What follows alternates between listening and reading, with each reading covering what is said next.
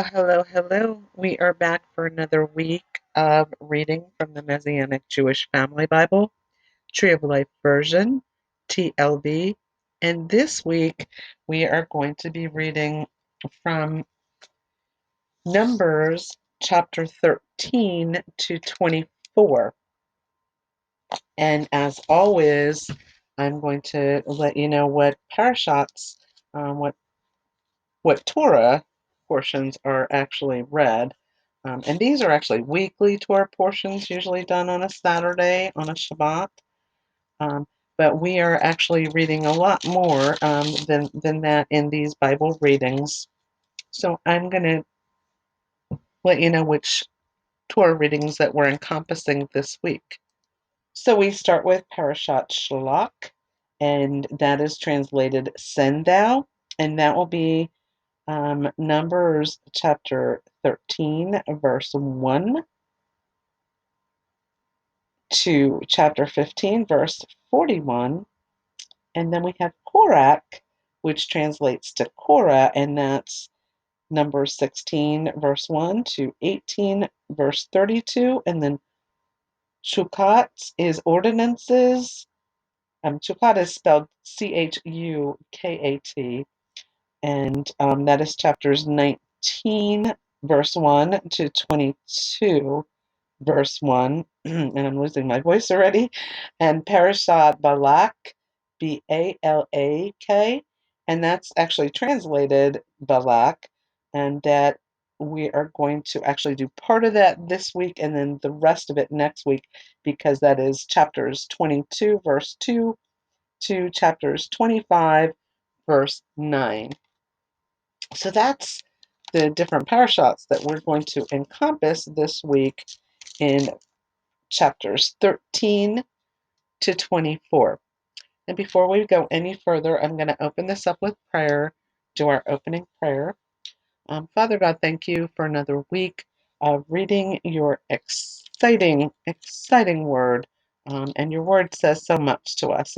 It's your instruction for life manual for us. And we can see how you were beginning to instruct your people as you brought them out of bondage, and are trying to instruct them on the ways that you want them to actually live, to live holy unto you.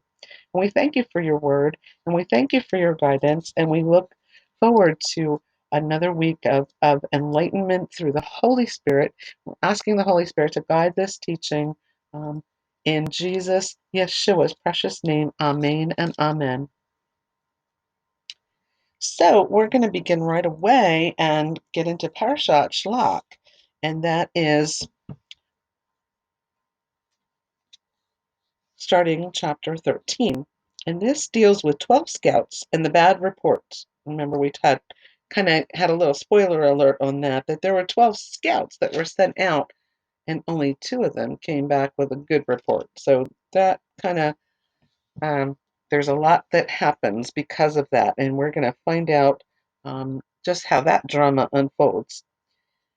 Adonai spoke to Moses, saying, Send some men on your behalf to investigate the land of Canaan, which I am giving to Bani Israel. Each man you are to send will be a prince of the tribe of his fathers, a man from each tribe. So according to the word of Adonai, Moses sent them from the wilderness of Paran. All the men were princes of Bani Israel. These are the names from the tribe of Reuben: Shammua, son of Zaccur, that's Zaccur, from the tribe of Simeon, Shaphat, son of Hori, and from the tribe of Judah, Caleb, son of Jephunneh. From the tribe of Issachar, Igal, son of Joseph; from the tribe of Ephraim, Hoshea, which is also Joshua, that's also known as Joshua, son of Nun. From the tribe of Benjamin, Palti, son of Raphu; from the tribe of Zebulun, Gadiel, son of Sodi; and from the tribe of Manasseh, part of the tribe of Joseph, Gadi, son of Susi, Susi. From the tribe of Dan, Amiel, son of Gamali; and from the tribe of Asher, Sethur, son of Michael; from the tribe of Naphtali, Nabi, son of Vafshi; And from the tribe of Gad, Geuel, Geuel, son of Makai. These are the names of the men Moses sent to investigate the land. Now he gave Joshua, son of Nun, the name Joshua. So Hoshea was his name, and so the name was given to him as Joshua. And there is a book of Joshua, which we are going to read once we're finished with the Torah. We're going to start with the book of Joshua in our next readings. As he sent them to explore the land of Canaan, he said to them, "Go up there through the Negev, then go up into the hill country. See what the land is like and the people living there, whether they might be strong or weak, few or many. In what kind of land are they living? Is it good or bad? Also, what about the cities in which they are living? Are they unwalled or do they have fortifications? How is the soil, fertile or poor? Are there trees on it or not? Do your best to bring back some of the fruit of the land." It was this season for the first ripe grapes. So they went up and explored the land from the wilderness of Zin, Zin, as far as Rehob, the entrance of Hamath. They continued on up through the Negev and came to Hebron. There lived Ahiman, Sheshai, and Talmai, descendants of Anak. Uh-huh. We know who Anak is. Hebron was built 7 years before Zon in Egypt. When they reached as far as the valley of Eshcol, they cut a single branch with a cluster of grapes. It was carried on a pole between two of them. They also cut some of the pomegranates and some figs. That place was called the Valley of Eshcol because of the cluster cut by Bnei Israel. They returned from investigating the land after 40 days. They traveled and returned to Moses, Aaron, and the entire community of Bnei Israel at Kadesh in the wilderness of Paran. They gave the report to them and the entire assembly. They showed the land's fruit. They gave their account to him and said, "We went into the land where you sent us. Indeed, it is flowing with milk and honey. This is some of the fruit. Except the people living in the land are powerful, and the cities are fortified and very large. We even saw the sons of Anak there. Amalek is living in the land of Negev. The Hittites, Jebusites, and the Amorites are living in the mountains, and the Canaanites and living near the sea and along the bank of the Jordan." Then Caleb quieted the people before Moses and said, "We should definitely go up and capture the land, for we can certainly do it." But the men who had gone up with him said, "We cannot attack these people because they are stronger than we." They spread among Bnei Israel a bad report about the land that they had explored. "The land through which we passed to explore devours its residents. All the people we saw there are men of great size. We also saw there the Nephilim, the son of Anak, also from the Nephilim.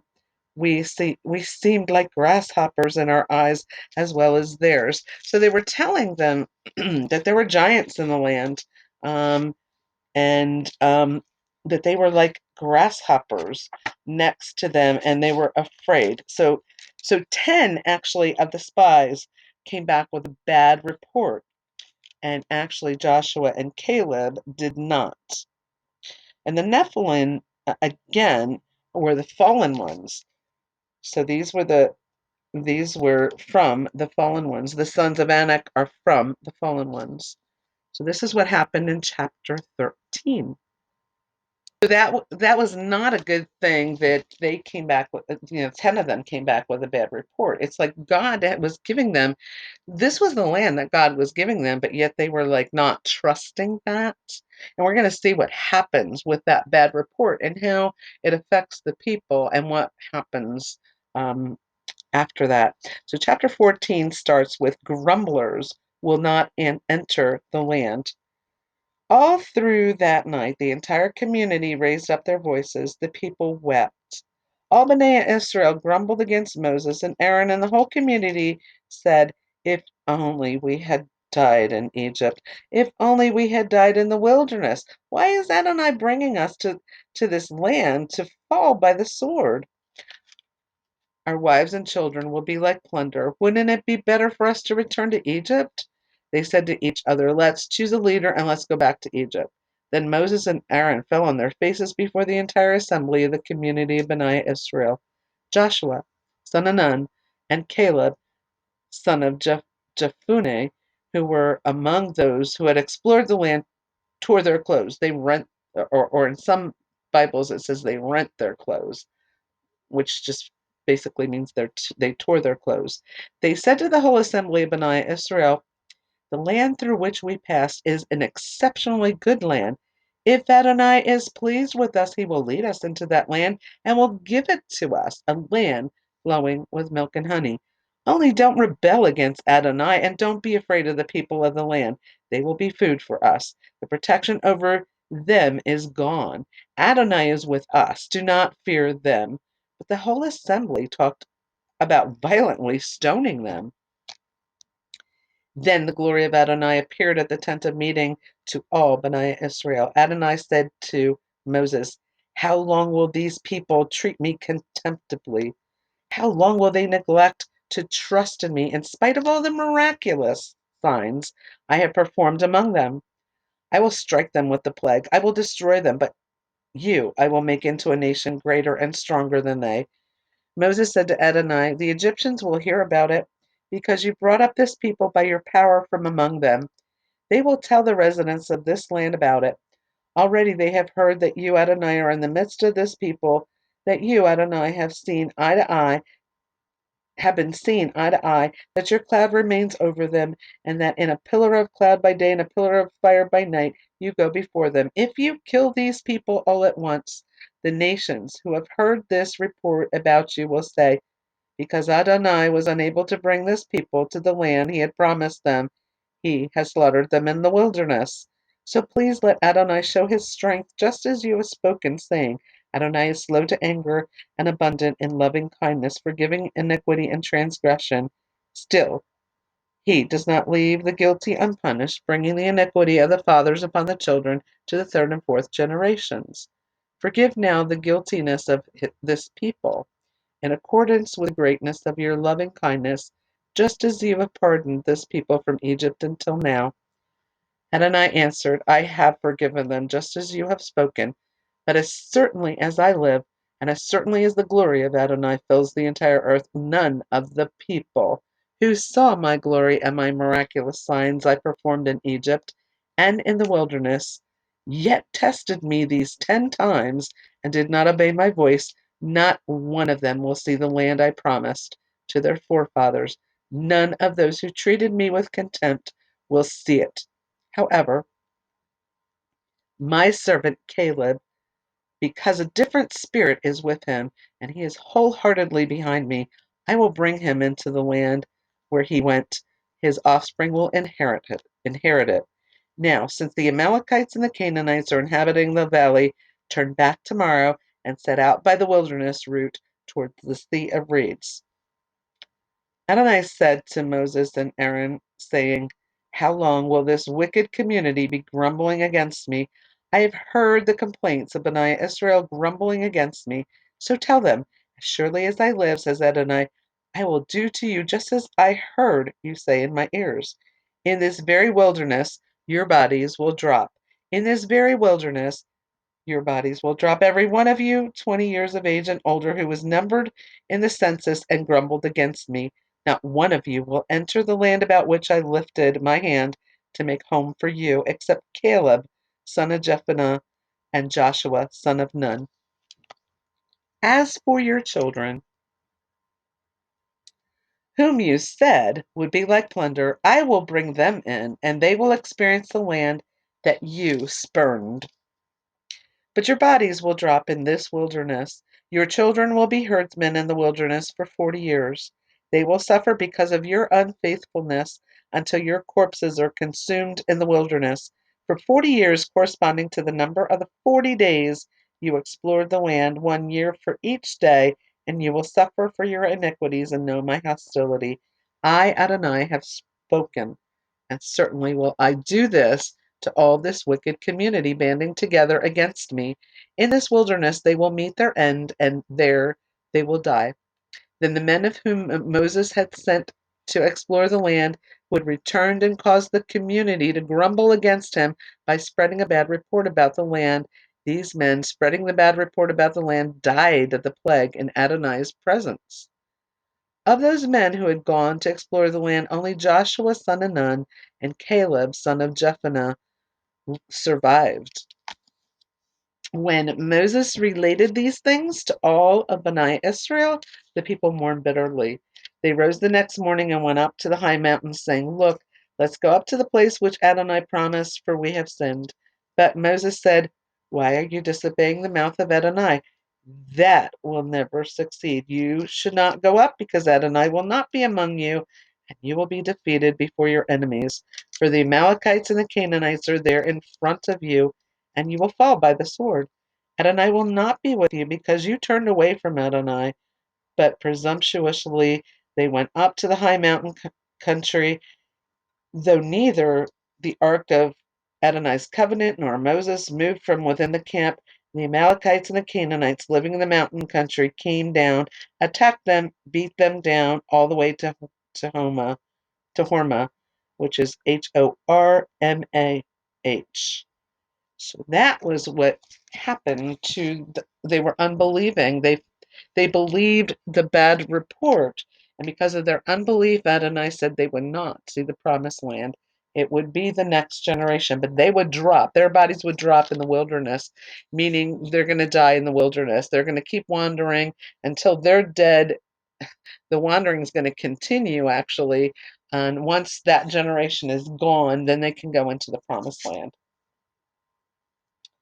So that is what happened, and they thought they could just go ahead and go into the promised land, but they were actually warned by Moses, and they still did it anyway, and they ended up being beaten back down by the inhabitants of the land, because the Lord was not with them and did not tell them to do that. They were not going to get to the promised land, so trying to get there on their own wasn't going to happen either. So Caleb and Joshua were the only ones of that generation that were going to actually see the promised land. Even Moses was not going to, um, as we'll talk about it a little bit later. Spoiler alert.